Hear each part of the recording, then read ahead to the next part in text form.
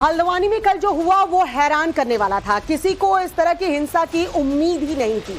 अचानक भीड़ आई, पुलिसकर्मियों पर पथराव हुआ, फायरिंग हुई और वाहनों को आग के हवाले करना शुरू कर दिया गया। सवाल यह है कि इस हिंसा का मास्टरमाइंड आखिरकार कौन है? इतने पत्थर और असलहे कहां से पहुंच गए? इस भीड़ को किसने जुटाया? पुलिसकर्मियों पर पथराव किसने करवाया? अतिक्रमण को लेकर देवभूमि को किसने सुलगाया? ये सभी सवाल हैं जिसके जवाब ढूंढे जा रहे हैं और दंगाइयों पर एक्शन की पूरी तैयारी जो है वो हो चुकी है।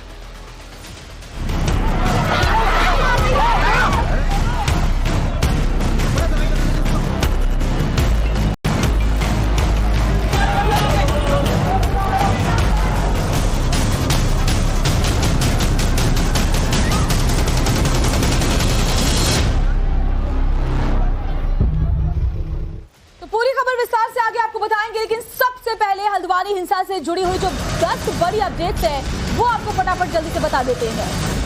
पहली अपडेट आपको बता दें, हल्द्वानी हिंसा के बाद पूरे उत्तराखंड में अलर्ट जारी है। इसके अलावा दूसरी खबर यह कि हिंसा में 2 लोगों की मौत हो गई है, जबकि 4 आरोपी गिरफ्तार कर लिए गए हैं। तीसरी खबर, हल्द्वानी हिंसा में 100 से ज्यादा पुलिसकर्मी जख्मी हुए हैं।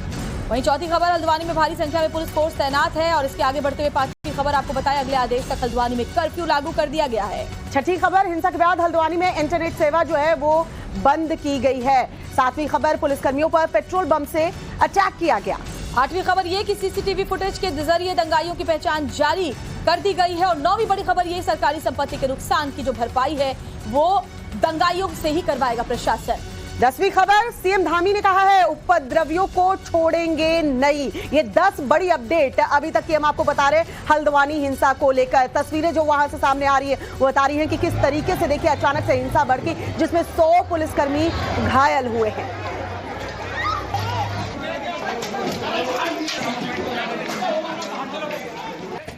तो 10 बड़े अपडेट के बाद चलिए अब आपको दंगाइयों के 10 बड़े कांड बताते हैं कि कैसे हुड़दंगियों ने हल्द्वानी में जमकर उत्पात मचाया है। तो एक के बाद एक अपडेट्स आपको बताते हैं। तंग गलियों में एक चक्रव्यूह जैसा इन दंगाइयों ने तैयार कर लिया था। इसके अलावा इन्होंने क्या किया, प्लानिंग के तहत इन उपद्रवियों ने हमले किए। हम प्लानिंग क्यों कर रहे हैं? क्योंकि बैरिकेड तोड़े गए हैं, अचानक से भीड़ जो है वहां पहुंच जाती है, पुलिस और पत्रकार पर पथराव किया जाता है, उनके वाहनों को टारगेट किया जाता है। सिपाहियों से भरी हुई बसों को जलाया गया, यानी कि सिपाही उसके अंदर मौजूद थे, उन्हें जिंदा जलाने की कोशिश की गई। कई वाहन आग के हवाले उन उपद्रवियों ने कर लिए। प्रशासन की टीम को दौड़ाकर पीटा गया। अचानक से भीड़ पहुंच जाती है, दौड़ा कर यहां प्रशासन की टीम को पीटा जाता है। महिलाओं को मोहरा बनाया गया, यानी ह्यूमन शील्ड के तौर पर महिलाओं का इस्तेमाल किया गया। हिंसा में अब तक 9वीं बड़ी खबर आपको बता रहे हैं, 2 लोगों की मौत हो गई है। इसके अलावा ये भी जानकारी कि 100 से ज्यादा लोग इसमें घायल हो गए हैं। पुलिसकर्मी भी 100 से ज्यादा बताए जा रहे हैं जो घायल हुए हैं। ये अलग अलग तस्वीर इस वक्त आपकी टीवी स्क्रीन पर जो बता रही हैं कि किस तरीके से हल्द्वानी में हिंसा भड़की है। अवैध मदरसे को दरअसल यहाँ पर तोड़ा गया है और ये जो अवैध मदरसा है वो नगर निगम के कब्जे में था। एक्शन के बाद जो है वो हिंसा भड़क उठी। अब ये 8 तस्वीरें हम आपको दिखा रहे हैं। देखिए इनमें कैसे हल्द्वानी को फूंकने की साजिश रची गई। 8 अलग अलग तस्वीरों के जरिए कल के हालात को आप समझ सकते हैं। हालांकि आज जुमे की नमाज है और ऐसे में सुरक्षा के पुख्ता बंदोबस्त वहां पर किए गए हैं। लेकिन सबसे अहम सवाल की हिंसा की साजिश किसने रची, किसने ये स्क्रिप्ट तैयार की? क्या बाहर से उपद्रवी आकर यहां माहौल खराब करने की कोशिश में लगे हुए थे? क्या ये सब कुछ पहले से प्री प्लान था? और चलिए कुछ और अपडेट आपको देते हैं। नैनीताल की जीएम वंदना सिंह ने खुलासा किया है कि एक साजिश के तहत, सोची समझी साजिश के तहत ये हमला किया गया है। जी हाँ, डीएम का कहना है पुलिस कर्मियों को जलाने की कोशिश की गई। अतिक्रमण के आधे घंटे बाद ही भीड़ जो है वहां इकट्ठा हो गई और किस तरीके से पुलिस कर्मियों को टारगेट किया गया। थाने के बाहर आगजनी की गई है, पेट्रोल बम तक फेंके गए हैं, बिना उकसावे के हमले जो है वो किए गए हैं। छतों से पत्थर फेंके जा रहे थे। ये डीएम कह रही है थाने पर पेट्रोल बम से अटैक किया गया। इसका बैकग्राउंड ये है कि 15-20 दिन से हल्द्वानी के अलग अलग क्षेत्रों में और उससे पहले से भी माननीय उच्च न्यायालय के आदेश के बाद भी अतिक्रमण पर कार्रवाइयां हुई हैं। अन्य जो स्टेट गवर्नमेंट के द्वारा भी जो है सरकारी भूमि पर अवैध अतिक्रमण को हटाए जाने के संबंध में जिला स्तर पर टास्क फोर्स गठित करी गई है। सरकारी संपत्तियों की सुरक्षा के दिशा निर्देश दिए गए हैं। सरकारी संपत्तियों की जीआईएस मैपिंग करी जा रही है।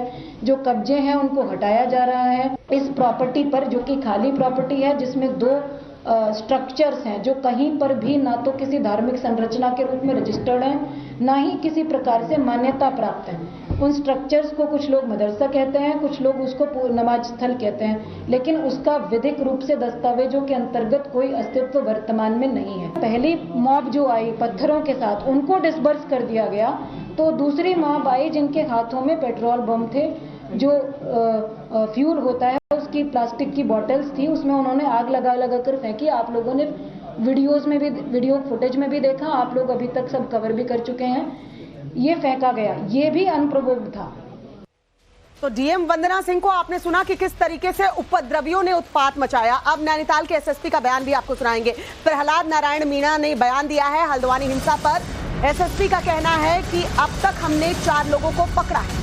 साथ ही ये भी जानकारी उन्होंने दी कि देसी हथियार से हमला किया गया, उपद्रवियों पर कड़ी कार्रवाई की जाएगी। सरकारी संपत्ति का भी जो नुकसान इन उपद्रवियों ने किया है वो सब उनसे वसूला जाएगा।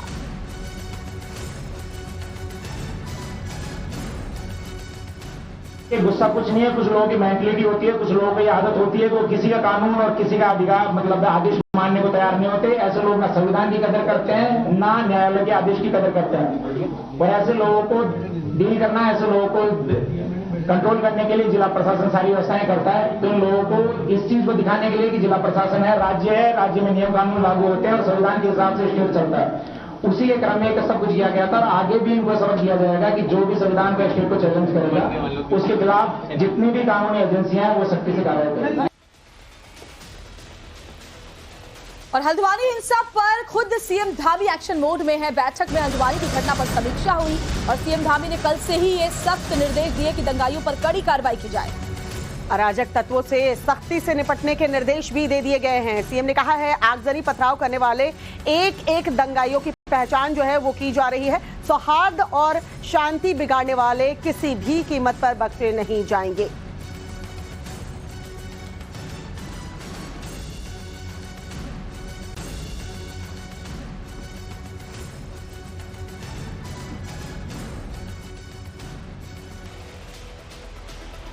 और वक्त हो चला एक छोटे से ब्रेक का, लेकिन इस बड़ी कवरेज पर हम बने हुए हैं। ब्रेक के बाद आपको बताएंगे हिंसा की कहानी चश्मदीदों की जुबान।